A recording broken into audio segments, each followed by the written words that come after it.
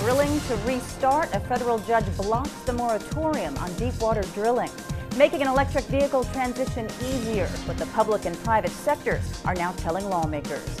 And Denmark gives the green light to build one of the largest offshore wind farms in the world. From the Energy News Center in Washington, D.C., this is the Energy Report with Susan McGinnis. Good afternoon, I'm Susan McGinnis. Thanks for joining us for the Energy Report. A federal judge in New Orleans has blocked a 6-month moratorium on new deepwater drilling imposed after the Gulf oil spill. U.S. District Judge Martin Feldman said in his ruling the Interior Department failed to provide adequate reasoning for the moratorium. He says it seems to assume that because one rig failed, all companies and all rigs doing deepwater drilling pose an imminent danger. Now, several oil services firms had filed suit, arguing the government arbitrarily opposed that moratorium, stopping drilling at 33 wells. Press Secretary Robert Gibbs says the White House will appeal the ruling.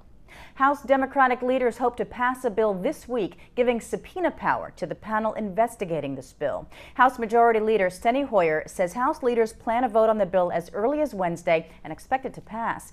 President Obama appointed a 7-member commission to investigate the spill. Hoyer says the commission needs subpoena power to get to the bottom of the nation's biggest ever oil spill. Oil industry executives criticized the president's 6-month ban on drilling in London today, saying the world does not have enough other sources of oil to eliminate deep-sea rigs. At the World National Oil Companies Congress, Chevron executive Jay Pryor says the move will constrain supplies for world energy and be a step back for energy security. BP executive Steve Westwell says deep water drilling is needed as supplies of land and shallow water oil diminish. Protesters from Greenpeace interrupted him twice during the address, shouting, "We need to end the oil age." BP seem incapable of telling the truth, so we wanted to deliver the truth, which is that we really need to speed up progress to end the oil age. The disaster in the Gulf of Mexico just shows that the oil industry is at a fork in the road, and what BP needs to do now is to stop dangerous deep water drilling, to not invest in dangerous tar sands in Canada, and to get out of that and instead reorient their business to do something that's going to protect the climate. Meanwhile, mayors from around the country gathered along the Louisiana coast to see environmental damage caused by the spill. New Orleans Mayor Mitch Landrieu took them on a tour of oil-damaged wetlands. Landrieu told city leaders as they fight the damage, they must also realize the importance of the oil and gas industry. He criticized the White House's 6-month moratorium on drilling, saying it could cripple the state's economy. Local leaders have called the move unnecessary because all 33 affected wells recently passed federal inspections. I'm here specifically today to focus on what can we do to protect the oil and gas jobs while we get through making this industry safer.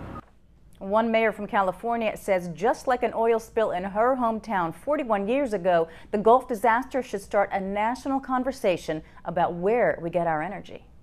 The 1969 oil spill in Santa Barbara was a huge, devastating incident that really shaped our thinking about oil production, about use of renewable energy.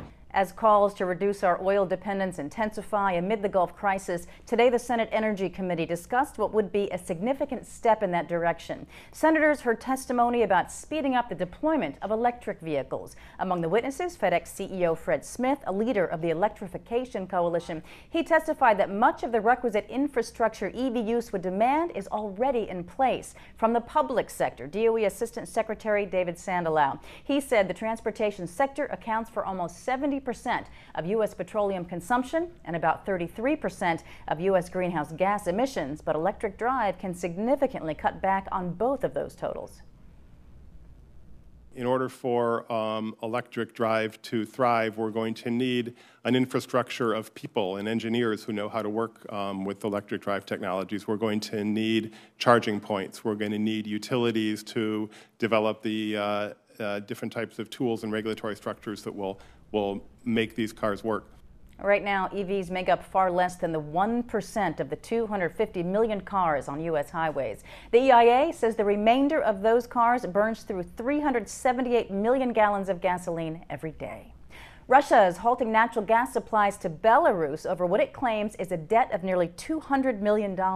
Russia's state-owned NASGAS firm Gazprom says it has cut supplies by 30% to the country. Gazprom cut supplies 15% yesterday and warned it would eventually cut them 85% if Belarus doesn't pay up. The energy minister there wrote the European Commission warning that cuts of more than 15% could lead to transit shortages. Gazprom promises other European customers will not be affected by the shutoff, as it can channel gas supplies normally going via Belarus through another transit pipeline crossing Ukraine.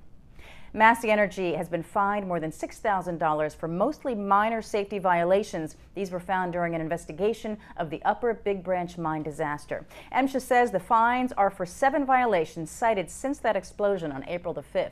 Investigators cited Massey a total of 44 violations since the accidents. The citations were issued during the nearly 2 months that investigators couldn't go underground because of unsafe carbon monoxide and methane gas readings. Inspection teams have since re-entered the mine and spent much of June making sure conditions are safe enough for investigators to work underground. Can a new study on uranium mining help overturn a ban on the practice? Virginia Uranium says that a mining operation in Southside Virginia would create up to 350 jobs and generate $40 to $50 million for the local economy. A summary of the study was submitted to a legislative panel deciding whether Virginia should end its 1982 moratorium on uranium mining. Virginia Uranium wants to tap a 119 million pound deposit near the North Carolina border in Pittsylvania County. Dong Energy got a contract to build one of the world's biggest offshore wind farms. This 400 megawatt farm is going to be built off the coast of Denmark at a cost of $1.65 billion. Siemens will build 111 turbines to be finished sometime in late 2012. Let's take a look now at some goings-on around the Beltway tomorrow. 10 a.m., the Senate Appropriations, Interior and Environment Subcommittee gets testimony from Interior Secretary Salazar on pending reorganization of MMS. Also at 10, House Natural Resources Committee has a hearing on the Coal Accountability Bill that aims to amend the Surface Mining Control Reclamation Act. And at 10, the House Science Committee has a hearing on how to address the oil spill with a significant focus on R&D.